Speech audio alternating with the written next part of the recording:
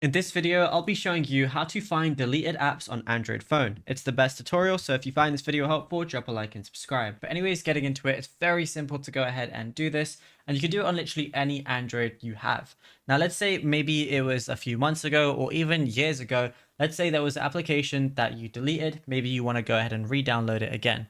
It's very simple. So what you want to do is go over to your Google Play Store. Just go ahead and find it wherever it is on your phone. Then on the top right, go ahead and click on your profile icon. Just make sure you're signed in to the main email account that you use. And then from here, go to Manage Apps and Device. Now over here, you're going to see a lot of different things, but go over to Manage, which is the second tab. And then you're going to see everything that's currently installed on your device. But you want to switch it from this device to not installed. This is going to show you everything that is not installed but has previously been installed. And then all you can go ahead and do from here is highlight whichever things that you want.